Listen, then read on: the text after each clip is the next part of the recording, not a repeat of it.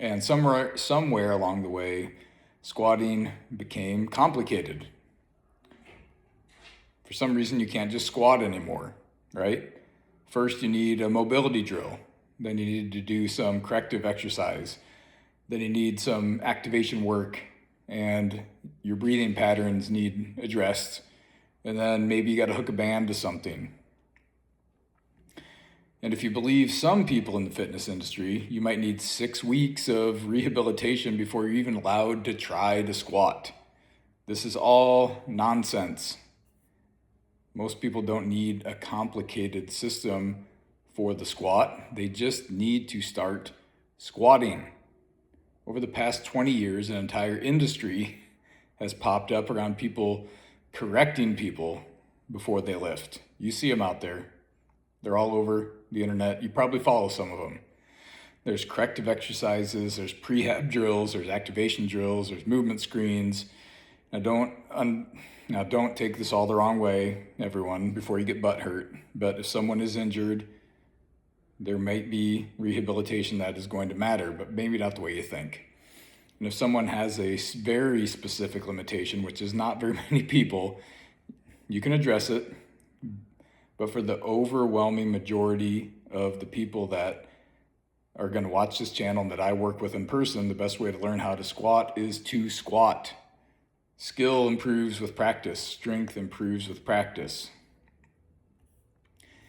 Many times the mobility necessary to squat improves with, guess what? Practicing the squat. The human body adapts to the way that you use it.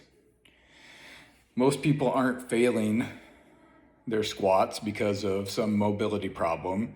They're failing their squats because they never practiced the squat. Think about it. If someone hasn't squatted since, childhood, of course it's going to feel awkward and stiff. This is not pathology. This is just your sedentary, inactive lifestyle. You don't need to fix inactivity with endless amounts of corrective drills. You need to fix it by consistently moving. The squat is one of the most natural movement patterns that people perform. They sit down, they stand up. That is the foundation. A loaded squat is simply that same movement with some kind of external load. Basic principles. Get your feet like just about shoulder width apart. Turn your toes out just a little bit. Sit down between your legs. Keep your balance over the middle of the foot. Stand back up. That's the movement. Work with someone if you need to refine your techniques over time, but the body learns through repetition. The body adapts remarkably well if you are going to give it consistent exposure to the stress of squatting.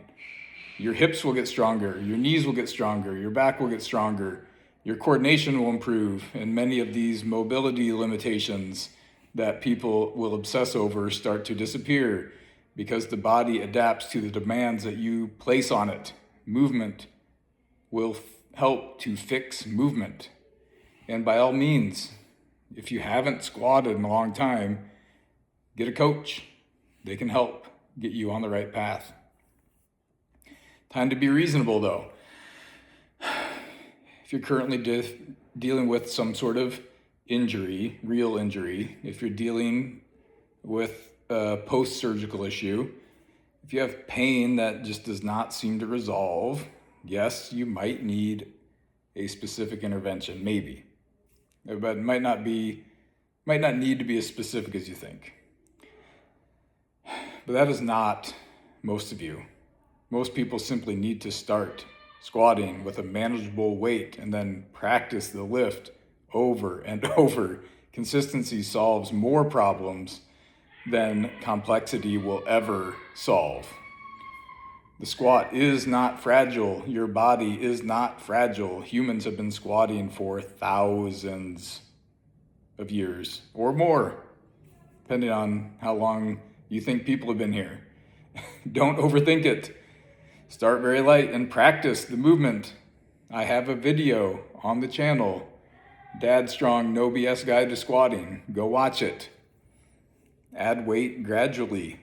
Strength comes from consistent repetition. Stop making the squat complicated. Just squat. Hold the line.